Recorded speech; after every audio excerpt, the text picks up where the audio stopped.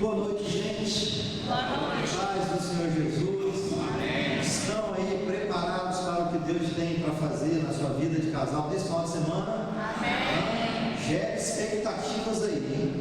Eu estou desconfiado que Jesus quer te surpreender nesse sábado e domingo. Você não está aqui por um acaso. Por isso, eu sou pastor batista, sou ali da Igreja Batista Memorial em Linhares. Tenho um consultório particular ali, sou psicólogo clínico, né? Sou membro do CPPC, que é o Corpo de Psicólogos e Psiquiatras Cristãos, representante aqui no Estado do Espírito Santo. Mas a melhor apresentação que eu tenho, né, é aquela ali, né? Eu também leciono ali no CETEPS, como professor de Psicologia Aplicada, Antigo Testamento, Novo Testamento, mas a principal apresentação que eu mais gosto é aquela ali, olha lá, ó. Eita, queria apresentar então minha esposa, fica de pé, meu bem, Mirielle, olha o Brandão, essa aqui é minha rainha e essa aqui é minha princesinha, Bruno. Não vai adiantar ela ficar de pé, vocês não vão ver, né? Um dia eu cheguei em casa e entrei pelos portais do meu palácio, falando, cadê a minha rainha? Aí chegou a Bruna correndo, aqui papai, eu falei, não, a minha rainha é sua mãe. Ela me puxou. Aí eu fui lá dar um abraço, um beijo na minha rainha e falei, você é minha princesinha, você está em segundo plano, contente-se, vá se acostumando que a tua mãe ocupa o primeiro lugar no meu coração, os filhos vêm tudo, ó, em segundo lugar. É assim que funciona, né? Nada de deprê, né? Quando você casar, você vai ter essa qualidade de atenção, de investimento afetivo do seu esposo, né? Porque aqui entre eu e a minha esposa é o que Deus uniu, ninguém pode separar, nem os filhos, nem os pais, nem os sogros. Amém? Muito bem. Então ali, ó, está a minha família. Hoje eu trouxe a minha princesinha Bruna, que é a minha caçula de 7 anos. Nós temos 2 filhos, aquele gatão ali de 20 anos ainda é solteiro, o Ricardo, e o Tiago, que vai fazer 13 anos daqui 2 semanas. Vocês estão vendo como é que vocês são bonitos? Tudo puxou a mim. Aí o que aconteceu? Eles puxaram tanto, eles sugaram tanto a minha beleza, que foi tudo. Aí sobrou isso aqui. Mas é uma belezura aí, mas puxaram a minha esposa mais, na verdade, né? Bem, nós dirigimos o Ministério Famílias Saudáveis, que é um ministério que oferece vários cursos para a família, né? Oferecemos curso de casais, o Casamentos Saudáveis, que nós temos um livro publicado nesse aqui, Casamentos Saudáveis, da onde nós tiraremos aqui 3 palestras que são um resumo de 3 capítulos desse livro aqui. Também oferecemos um curso de finanças, que é o curso Finanças Saudáveis, baseado nesse livro aqui. São cursos que funcionam uma vez por semana, aproximadamente por 3 meses, em pequenos grupos, onde tem um líder, um facilitador, um líder de célula, né, que vai dirigindo os compartilhamentos, ministrando os princípios, onde os casais e as pessoas que fazem, né, adquirem o material, fazem as atividades em casa e depois compartilham ali num pequeno grupo. Oferecemos também o curso Pais Saudáveis, Filhos Saudáveis, né? Então, um material de 11 capítulos. Nós vamos ministrar uma palestra desse livro amanhã de manhã sobre educação de filhos. Oferecemos o curso de noivos, o curso Curados pela Graça, que é um curso de restauração emocional, e o curso de aconselhamento cristão, que é um curso em que instrumentaliza pastores, líderes e obreiros, né, líderes de pequenos grupos, com recursos e ferramentas da teologia e um pouco da psicologia cognitiva comportamental para saberem como usar essas ferramentas no aconselhamento de pessoas e de casais, né? Bem, nós também ministramos, né, todos esses cursos de forma intensiva em seminários, como por exemplo, vai ser esse aqui, o seminário parte 1 parcial. Bem, se você quiser saber mais, pode entrar no nosso site, famíliasaudáveis.com.br, do seu tablet, do seu celular, quando você chegar em casa. Hoje nós vamos falar sobre acordo implícito, acordo explícito. Esse é um dos capítulos do livro. E o diálogo e a comunicação é um dos fatores precários de uma conjugalidade doentia, adoecida. Não tem como nós não termos conflitos. Você já descobriu isso? Você que é casado? Não tem como, por mais que nos esforcemos, por mais que busquemos a Deus e vamos livres, não tem como não errarmos, não falharmos na nossa conjugalidade. É impossível zerar conflitos, é impossível, em alguns momentos ou em vários, não desagradarmos os nossos cônjuges. É impossível. É impossível, por maior que seja o nosso nível de maturidade, não nos sentirmos em alguns momentos indignados, afetados, ora ignorados, ora injustiçados pelo nosso cônjuge. É impossível. Então, o segredo de um casamento saudável não é acertar sempre para não ferir. O segredo de uma conjugalidade saudável é procurar errar o menos possível, mas principalmente saber se comunicar, saber ter uma comunicação eficaz, uma comunicação saudável para resolver conflitos. Nós costumamos dizer que quem vai ao psicólogo não é quem tem problemas. Problema todo mundo tem. Quem vai ao psicólogo é aquele que quer resolver os seus problemas. A comunicação também. Uma conjugalidade, um casamento saudável, ele consiste não na ausência de conflitos, de discussões, na ausência de diferenças, na ausência de brigas, não. Um casamento saudável consiste principalmente na capacidade do casal saber se comunicar para resolver os conflitos, tampar as arestas e recomeçar novamente. Amém? Nós vamos aprender então alguns princípios práticos, né? Obviamente, o casal orar juntos, buscar Deus, jejuar, isso é fundamental, isso é básico, não é verdade? Isso você já sabe. Eu não vou aqui estar focando, né, enfatizando esses aspectos, já são básicos e fundamentais, a importância da gente desenvolver a espiritualidade no casal. Eu vou procurar aqui trazer orientações mais específicas mesmo, concretas. Muita coisa que a gente vai ministrar aqui, eu aplico lá no meu consultório fazendo a terapia de casais. Então, quero te convidar a você abrir a sua Bíblia no Evangelho de Mateus, capítulo 20. Daqui a pouco eu vou explicar o que é o acordo implícito e o que é o acordo explícito, ok? Nós vamos tomar esse texto, essa parábola dos trabalhadores na vinha, como texto base, referência, onde extrairemos esse valiosíssimo princípio aí de comunicação que vamos aplicar para os casais. Mateus 20, achou aí? Joia! Vamos ler juntos. Se você quiser acompanhar aqui no telão, a nossa versão está na NVI. Diz assim: pois o reino dos céus é como um proprietário que saiu de manhã cedo para contratar trabalhadores para a sua vinha. Ele combinou pagar-lhes 1 denário pelo dia e mandou-os para a sua vinha. Muito bem. Naquela época em Israel havia esse costume de se contratar diaristas. Aos diaristas que se encontravam na praça pública, né, costumavam-se então trabalhar na principal atividade econômica de Israel, que era a plantação de vinha, né? E aí esse grupo de homens era contratado possivelmente para a colheita, e foi combinado o valor de serem pagos 1 denário. 1 denário era uma moeda na época equivalente ao valor de um trabalhador de um dia. Por exemplo, lá em Linhares, né? R$200 um pedreiro. Pedreiro bom, a diária é R$200. Então, como se fosse para arredondar e facilitar os nossos cálculos aqui, R$200 foi o que esse gerente aqui contratou aquele grupo que começou a trabalhar às 6 horas da manhã.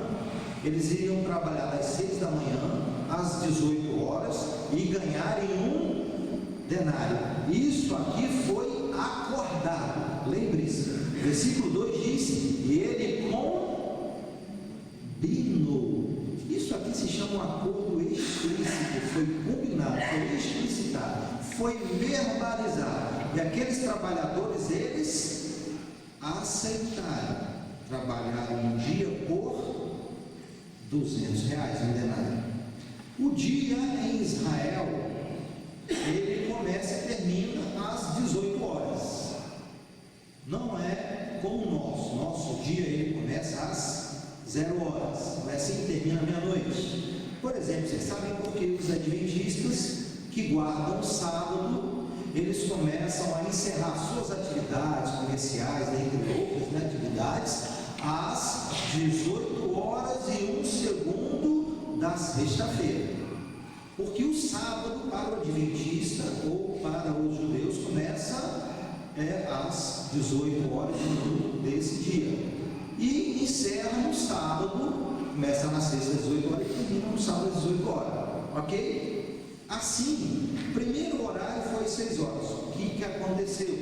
Ele foi lá, contratou a turma para trabalhar 6 horas, viu que eles não iriam dar conta do serviço. O que ele fez? Versículo 3: por volta das 9 horas da manhã, ele saiu e viu outros que estavam desocupados na praça.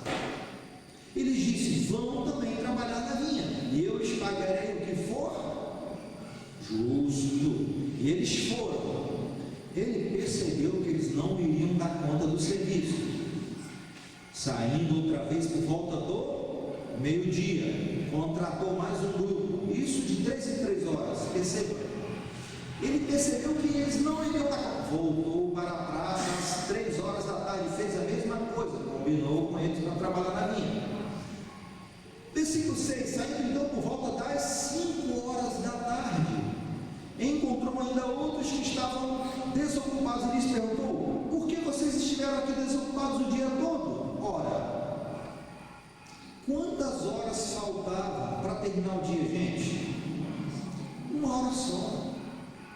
Aquele gerente se espantou: mas, gente, é 17 horas, só falta 1 hora para terminar o dia, vocês estão aí na praça fazendo o quê? E eles responderam: porque ninguém nos contratou, respondeu eles.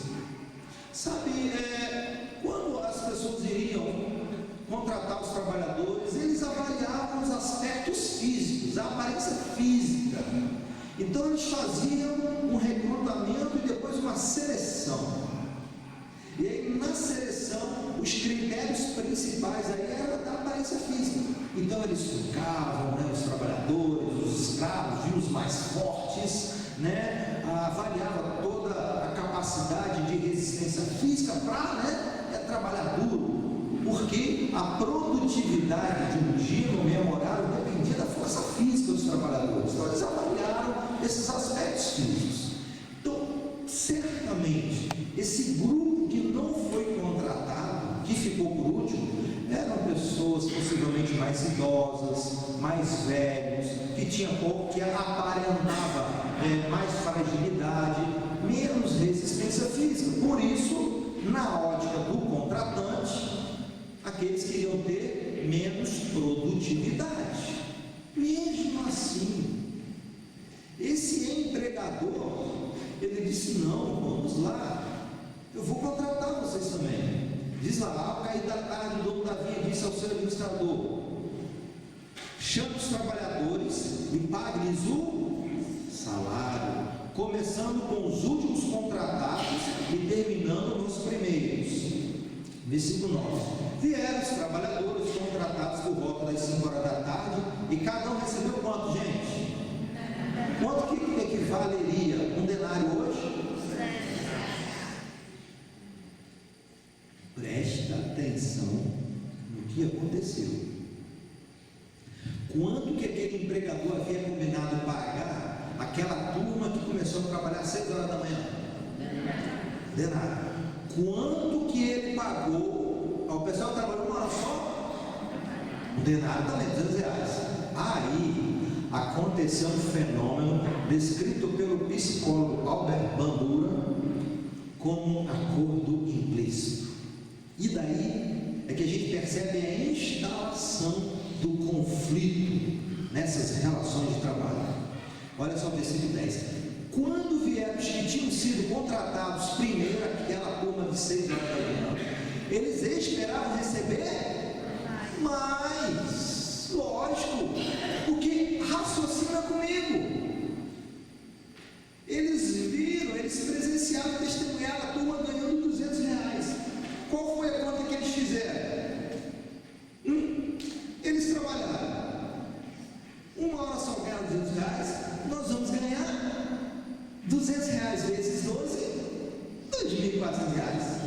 Se eles ganharam um denário trabalhando 1 hora só, nós vamos ganhar 12 denários. É lógico, matemática simples, não precisa nem calculadora. Não é isso aí o texto que diz? Eles esperavam receber mais, mas o que ia acontecer? Cada um deles também recebeu um denário, e veio a surpresa, e veio a indignação, e veio a frustração. Versículo 11: quando receberam, começaram a se queixar do proprietário da vinha, dizendo-lhe: estes homens contratados por último trabalharam apenas 1 hora, e o Senhor os igualou a nós, ou seja, o Senhor pagou a mesma coisa a eles do que a gente. Nós que suportamos todo o trabalho, o calor do dia, isso não é justo. Eles estavam reclamando, mas ele respondeu a um deles, o empregador, o dono da vinha: amigo, eu não estou sendo justo com você não. Você não concordou em trabalhar por 1 denário? Você não concordou comigo? Nós não fizemos um acordo explícito. Por que o termo é explícito? Porque nós externalizamos, nós colocamos para fora, nós combinamos as partes, vocês concordaram. Agora, aí eu vou acrescentar aqui, não está na Bíblia, mas eu vou acrescentar aqui o que possivelmente ele deve ter falado numa linguagem psicológica. Mas por que vocês estão indignados e frustrados? Vocês, por conta de vocês, fizeram um acordo implícito. Por que implícito? Porque vocês fizeram um acordo comigo sem falar comigo. Vocês fizeram um acordo comigo só na cabeça de vocês, ficou implícito, ficou internalizado, ficou guardado. Eu combinei com vocês de pagar 12 denários por 12 horas? Não. Qual foi o acordo aqui, explicitado? Foi outro. Eu não estou sendo injusto. Agora, vocês, na cabeça de vocês, criaram expectativas, e essas expectativas não foram combinadas comigo. Vocês criaram expectativas por conta de vocês. Vocês esperaram eu fazer algo em que vocês não me pediram. Nós não conversamos sobre isso. Logo, vocês ficaram frustrados, indignados, injustamente. Eu não tenho culpa disso. Essa é a palavra do trabalhador da vinha. E ele continuou: então, receba o que é seu e vá. E eu quero dar o que foi contratado por último ao mesmo que lhe dei. Não tenho eu o direito de fazer o que eu quero com o meu dinheiro? Ou você está com inveja porque eu sou generoso? Por que Jesus contou essa parábola, gente? O princípio teológico, espiritual dessa parábola é a salvação pela graça. O que representa o denário? O denário, o pagamento, simboliza o quê? A salvação que é pela graça, que não depende de trabalho, que não depende de desempenho, de produtividade, Aqueles trabalhadores que apenas tiveram o seu labor de 1 hora só, eles mereciam ganhar o denário, o valor de um diarista? Eles não mereciam. Eles ganharam por causa da generosidade do Senhor. Sabe, os trabalhadores que começaram às 5 horas da tarde representavam aquele grupo dos pagãos, dos gentios. O grupo que começou a trabalhar às 6 horas da manhã, naquela parábola, Jesus os identificou como os judeus, os guardiões da lei. representando aqueles que, ou seja, 6 horas da manhã, desde a época do Antigo Testamento, desde a época de Abraão, pai da fé, o pai da nação de Israel, desde a época de Moisés, que recebeu a lei, que compartilhou com o povo. Eles conhecem a Deus muito antes do que qualquer povo. O povo de Israel, existiam 2 povos no mundo: os judeus e o resto. E eles desdenhavam dos gentios, de qualquer sujeito que não era judeu, que não era circuncidado. Jesus, ele quebra aquele paradigma, ele rompe com aqueles padrões, ele diz: ei, não é só vocês que vão para o céu, não. A salvação, ela não vai ser dada por merecimento de tempo que vocês têm como povo que segue a Deus, que conhece a lei. Não, a salvação é de graça. Estou estendendo, assim como eu estou dando esse denário, assim como na parábola, o Senhor deu esse denário gratuitamente, independentemente do seu desempenho.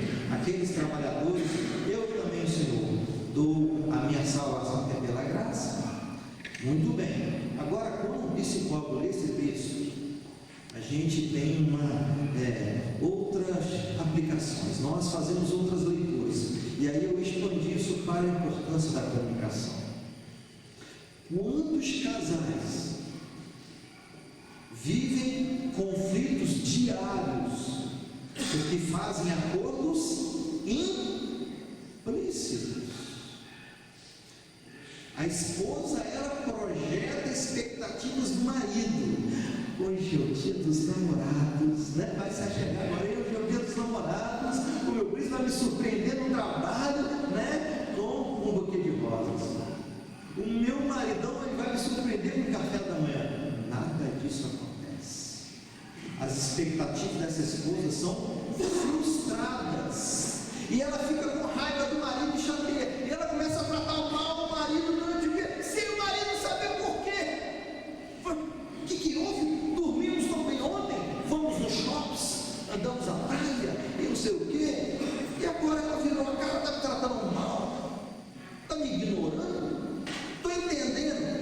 Mas filha, porque ela fez um acordo implícito contigo, ela projetou expectativas e você não correspondeu. Lógico, marido não tem bola de cristal, e ela projetou expectativas e raiva, indignação. Agora o maridão é uma semana já sem namorar, está só na secura. Naquele dia ele faz um acordo implícito com a esposa: hoje vai ter, passa mensagem no WhatsApp, no celular, e-mail, torpedo, no Facebook, no Instagram, tenta se congar de todo jeito. Compra um chocolatezinho, chega em casa mais cedo, né? Chega em casa mais cedo, porque na cabeça dele, ele projetou expectativas de ter uma noite, né, romântica, quente com a esposa dele, e ele projeta expectativas, só que ele não combinou antes. E aí chega na hora: meu bem, você está com dor de cabeça? Não. Opa, isso que eu precisava saber. E aí dá sequência à conversa: meu bem, vem aqui. Aí começa a tocar, abraçar, amassar a sua esposa. A esposa logo pensa: meu bem, não vem não, porque hoje eu já combinei uma vigília de oração lá na igreja Batista Central em Una. Nós vamos começar 10 horas da noite, eu só vou voltar aqui 6 horas da manhã. Meu pai, você está orando demais. Mas como? E aí o marido começa a praguejar, a reclamar. Coitado, ela não sabia de nada. Ele combinou alguma coisa? Ela sabia de alguma coisa? Ei, você fez um acordo implícito comigo. Você combinou algo comigo, mas sem eu saber, na sua cabeça. Você verbalizou, nós combinamos alguma coisa? Eu atendi uma esposa e ela tinha 4 filhos, tem ainda, né? Vou conjugar o verbo no passado, porque esse episódio se trata de alguns anos atrás.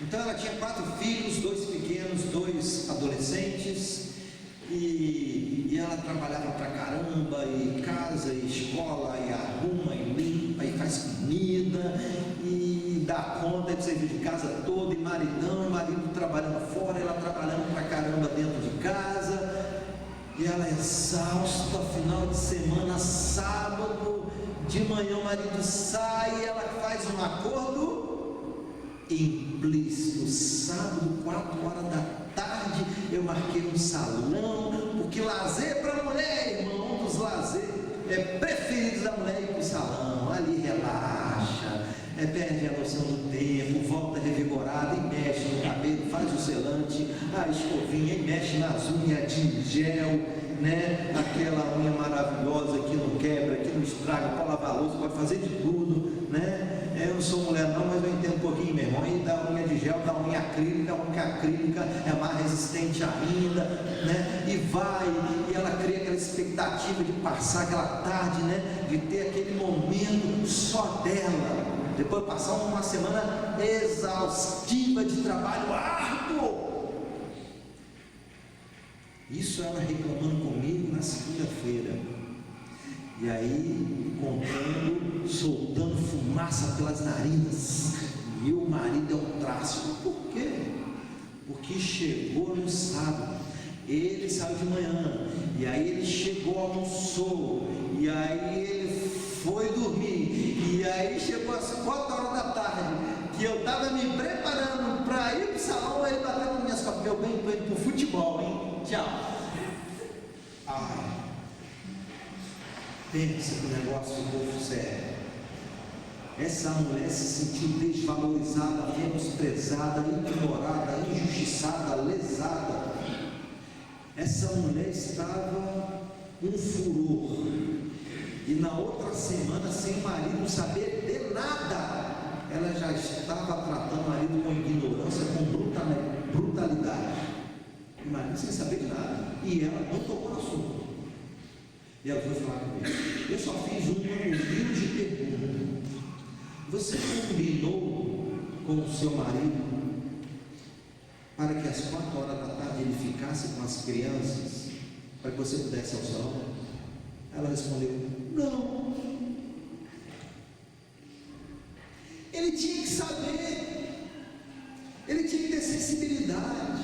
Irmãos, não vá por esse caminho de que ela tinha que ter sensibilidade, ele tinha que saber. Se eu falar, ficar sem graça. Não é assim que funcionam as relações humanas. Nós projetamos, idealizamos, criamos tantas fantasias. Nós não podemos agir, nos comportar arvorados em suposições, em especulações. Nós precisamos praticar acordos explícitos. Isso é uma coisa pequena. Agora imagine isso acontecer 5 vezes todos os dias durante o mês. São 150 acordos implícitos, com um risco enorme de serem frustrados, e disso causar um estrago na vida de quem gera essas expectativas. Expectativas frustradas. Precisamos aprender a dialogar e nos comunicar, gente. Se você pretende algo, deseja algo, se algo do seu marido, da sua esposa te incomoda, você precisa falar com todas as letras. E às vezes não adianta falar uma vez, tem que falar 1, 2, 3, 4, 5. E não é falar de qualquer jeito. A nossa próxima palestra será sobre comunicação assertiva, e aí eu vou explicar sobre como falar. Porque tem esposa que está falando a mesma coisa que o marido, já vai para 20, 30 anos, ele não muda, e ela bota a culpa dele. Será que não é a forma de falar? Tem marido que está se queixando da esposa há 5, 10, 15, 30 anos, e diz: ela arruia mesmo, queixo duro, não muda, nasceu assim, vai morrer assim. Ela já tinha me dito isso. Será mesmo que não é o marido que precisa aprender a se comunicar? Esse vai ser o conteúdo da segunda palestra. Mas esse primeiro aqui momento eu gostaria de enfatizar sobre a importância de você ser transparente, honesto e fazer acordos explícitos.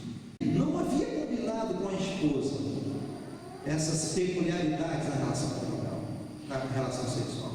Ele com o marido se sentia prazer, ela se sentia vivia enojada, mas por outro lado, ela não falava com o marido. E isso estava se perpetuando, e a cada relação, e a cada momento ela se submetia a essa violência física, violência psicológica. A cada momento isso ia detonando a autoestima dela enquanto mulher.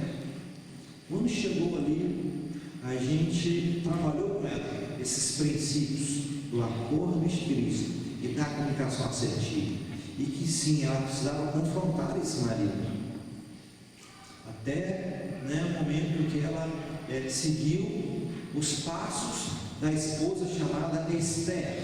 Lembram da rainha Esther? Que num dado momento confrontou o seu marido, que também era rei Assuero. Eu a orientei como seguir a estratégia de confronto de Esther. Uma esposa que conseguiu influenciar o marido a ele mudar de posição, mudar de postura, e de uma postura que na época era irrevogável, porque todo decreto de rei, todo decreto real não podia voltar atrás. Mas aquela esposa, ela seguiu a comunicação assertiva e logrou sucesso e êxito no objetivo dela, de sensibilizar aquele marido e fazer ele mudar de atitude, de maneira que ele se sensibilizou diante da condição e das necessidades daquela esposa. A gente vai ver isso na segunda palestra, mas o fato é que ela precisava confrontar. Ô gente, tantos maridos e tantas esposas que às vezes se sentem ressentidos, magoados, e não têm coragem de falar, não têm coragem de tocar no assunto, fogem, se esquivam do assunto, aquilo ainda continua machucando, continua ferindo, mas não tem coragem de falar. São eles os motivos, o porquê sustenta esse medo, porque mantém essa relação distante, essa relação superficial, onde um não se revela para o outro, onde um não conhece o outro profundamente. Por quê? Porque não fala. Estive ali na igreja Batista da Ordem. Pastor Edson é o pastor lá, ele que escreveu o prefácio do meu livro Casamentos Saudáveis, ele é psicólogo também. Estive ali ministrando para os homens, estive ali confrontando-os. Sabe, há homens que têm fantasias sexuais, homens crentes, e às vezes fantasias legítimas. Tem homem que não tem, mas tem homem que tem. Existem mulheres que têm fantasias. Eu atendo no meu consultório mulheres que têm mais apetite sexual do que maridos. Eu atendo no meu consultório mulheres cuja libido é mais acesa, é mais intensa do que a do marido. Mulheres que reclamam: eu queria transar mais, eu queria fazer mais amor com o meu marido. Não me procura, o que está acontecendo? Será que ele está com outra? Será que virou broxa? Será que é homossexual? E não há uma conversa explícita. Parece que é o medo pairando, o medo de ser incompreendido, o medo de ser criticado, o medo de ser injustiçado, o medo de querer tratar um assunto delicado em vez das coisas melhorarem e as coisas piorarem, e por isso a gente fica com o assunto suspenso, sem tratar, sem resolver. Queridos, precisamos aprender a fazer acordos explícitos. Eu estou exemplificando esse aspecto da sexualidade, que é um problema sério na vida dos casais. Isso aqui dá uma palestra só sobre isso, né? Então há maridos que têm fantasias, mas acreditam que se falarem com a esposa não vai aceitar. Eles imaginam que a esposa vai julgá-los como uma pessoa carnal, e eles ficam projetando expectativas, de uma realização, mas não falam, e aí não fazem, e aí vão tentar se realizar sexualmente aonde? Na internet, assistindo vídeos no YouTube, porque dificilmente o cristão vai ter coragem, de ir no prostíbulo, de uma casa de prostituição, dificilmente. Aí vai e recorre a esses recursos digitais, que são mais difíceis de serem descobertos. Ai, irmãos, precisamos aprender a falar dos nossos anseios, aspirações e desejos, e precisamos ter maturidade para negociar. A gente tem a mania de entender fantasia sexual como algo errado, pecaminoso. Não é. Alguém já assistiu aquele filme Um Divã para Dois? Alugue, ótimo filme.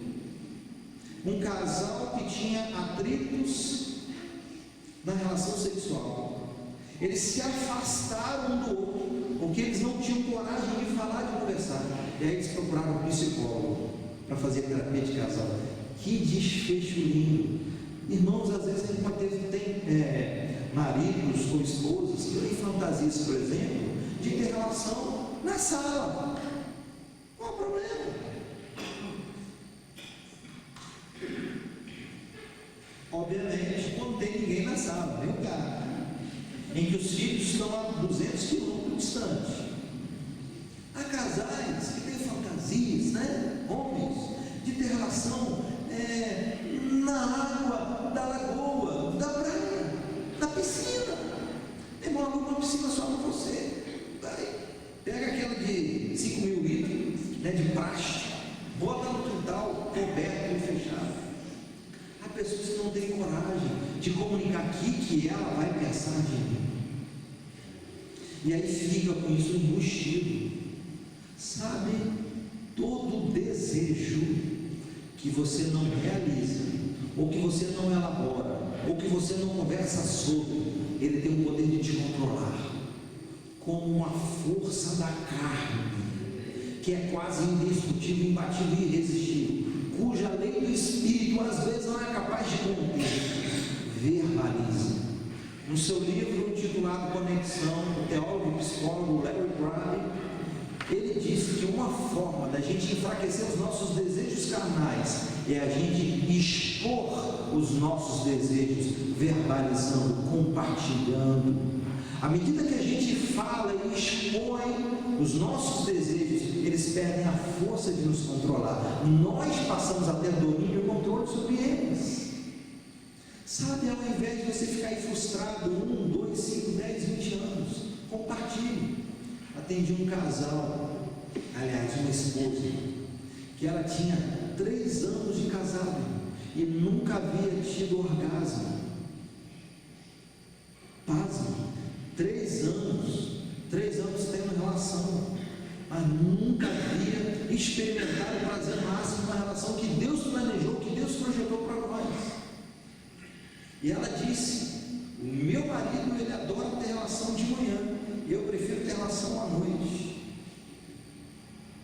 De manhã eu sou preguiçosa, eu acordando, é meia hora para eu pegar meia hora para eu pegar o ritmo, e ele não é tarcesão, eu faço mal feito, eu tenho a relação com ele insatisfeita, sabe, eu faço indisposta, e ele vê na minha cara, na minha exposição. Sabe qual é a interpretação que ele faz? Tu não me amas, você não me deseja como homem, eu não sou desejado. Nada disso. Uma coisa tem nada a ver com a outra. Sabe, ela quer, ela o quer, e o deseja, só que ela vai ter relação à noite. Ambos têm trabalho diferente, né? Ele é um representante comercial, então ele trabalha para caramba durante o dia, e chega durante o dia, ele tem que atualizar os pedidos, e aí ele vai parar mesmo de trabalhar 8 horas, 9 horas da noite, o cara está exausto, a mulher quer namorar, não dou conta, não quero, não vou aguentar, e ela dorme frustrada. Chega de manhã, ele quer, e ela está morta, porque a vida inteira ela acordou tarde. Ela prefere a noite. Eu fiz aquela mesma pergunta que eu fiz para aquela senhora anteriormente: você já disse isso para o seu marido? E ela respondeu: não. Você já conversou sobre as suas limitações e desejos para o seu marido? E ela disse assim, meio nas entrelinhas, com meias palavras: não é assim que se trata de um assunto tão delicado. Não é assim, comer as palavras de qualquer jeito, que você trata de um assunto que compromete, que afeta tanto o seu casamento.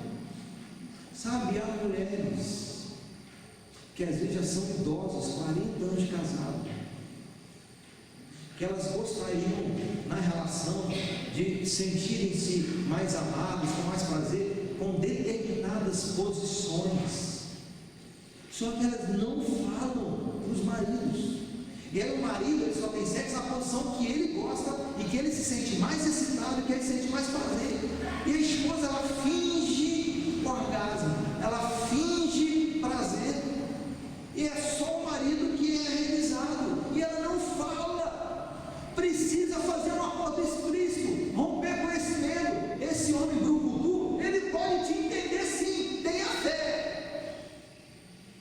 A gente precisa dialogar, ter um diálogo maduro, não na hora da cama, né? Antes.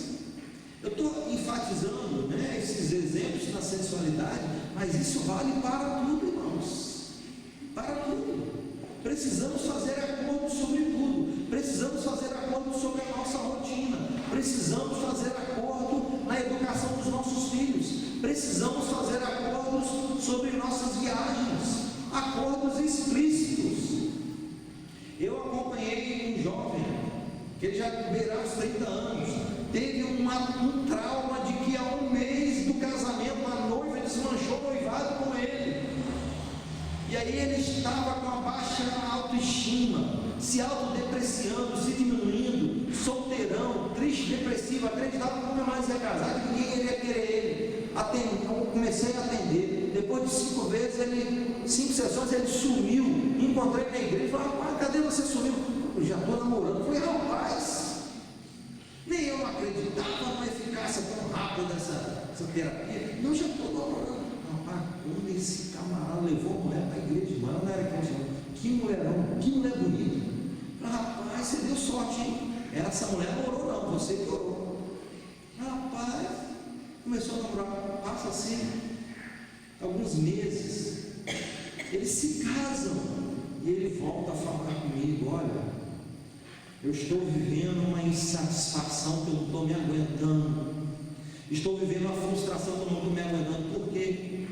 Porque essa esposa, ela quer comer pizza e ele hambúrguer, só que não fala, vai comer pizza junto com ela.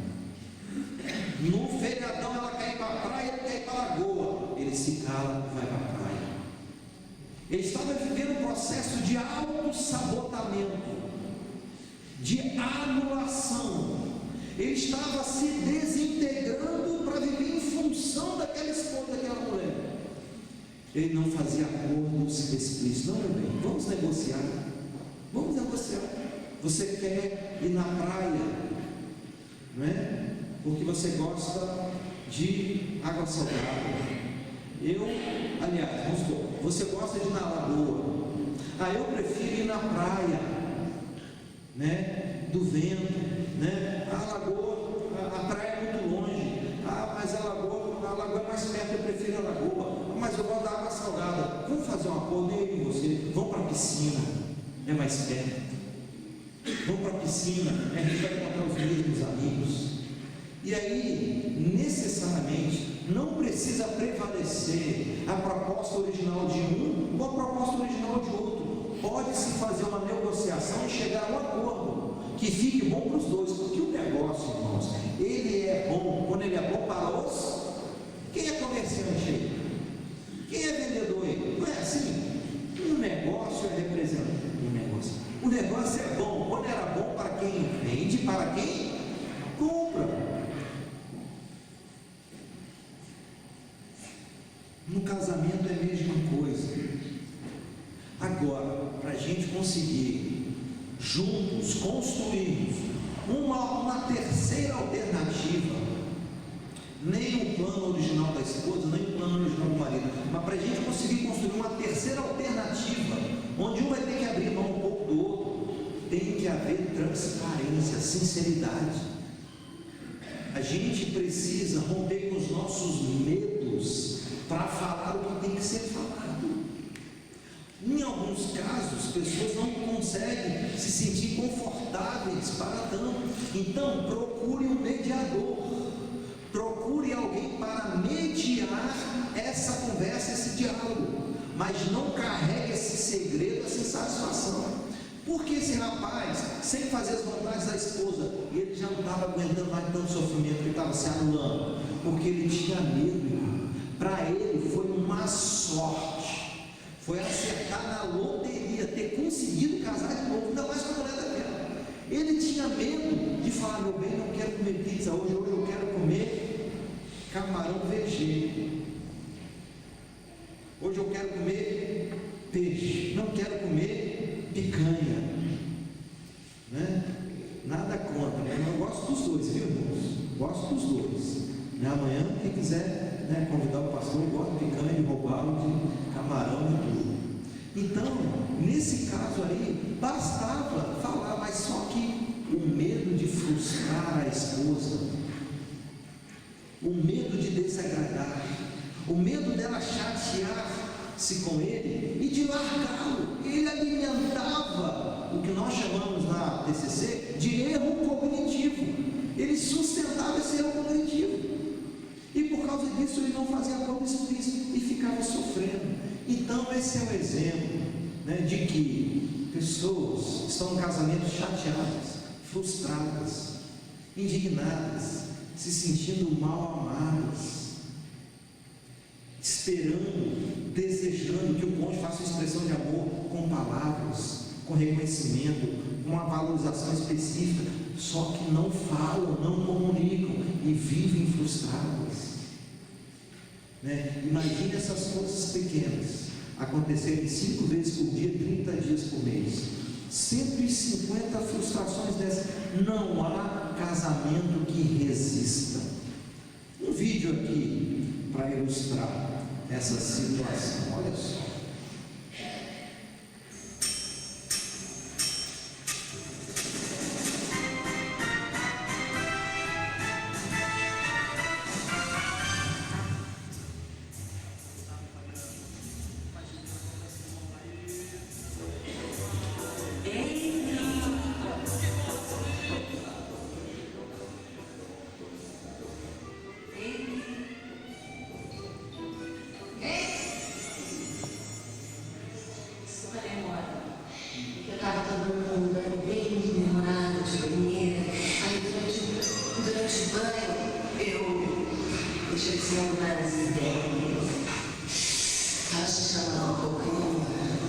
Eu vi que você namorou Sonia. Ai,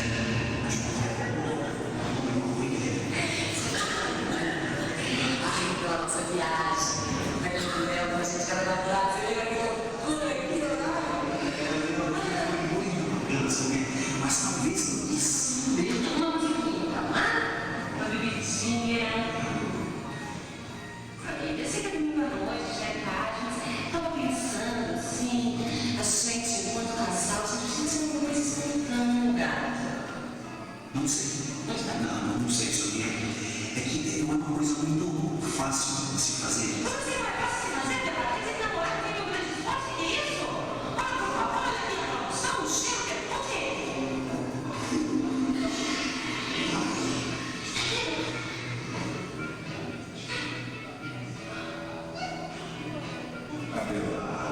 Não fique com vergonha.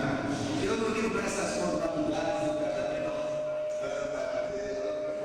O que é isso, Abelardo? Como que não? Sonia, eu tô vendo pra mim assistir TV com casa. O quê? A TV aqui, o sinal digital do... Não, eu sou do som é muito melhor. Eu não posso. Eu tinha imediatamente esticada nessa sala. Paciência. Ele está passando por você, sua separação é muito difícil. Ombro amigo agora, isso. Ombro amigo? É melhor você dar um ombro amigo. Meu ombro? Você não vai ter tão certo. Olha, separação é um bom assunto para vocês dois. Boa noite. Até amanhã.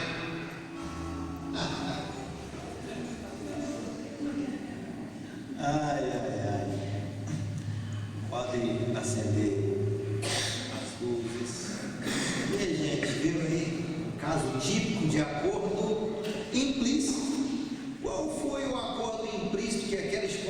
maridão de namorar. Na cabeça dela, ela se produziu toda, viu? Se produziu toda, comprou um perfumão, né? Comprou uma lingerie, foi lá, se preparou para namorar. Só que ela havia combinado com o marido? Não. E o maridão, o que ele fez? Combinou, né, com o Carlão de assistir o jogo do Flamengo. Olha, a TV digital, né? Ver lá o Flamengo ganhar do Vasco. Ambos fizeram acordo, eles combinaram alguma coisa? Não. Instalou-se um conflito. Aquilo ali é irônico, né? É um episódio cômico, mas retrata a nossa realidade, não é verdade? E aí, lançando mão do que o profeta Amós, no capítulo 3, versículo 3, representando Deus aí, confrontou o povo de Israel. Duas pessoas andarão juntas se não tiverem acordo. Qual é a resposta, gente? Não andarão. Então, precisamos sair daqui desta noite, entendendo a importância de fazermos acordos explícitos, de termos uma comunicação clara, transparente, que não tenhamos e nutramos medo nem vergonha, mas que saibamos confrontar os nossos cônjuges e não projetar expectativas sem nós combinarmos com eles. Amém?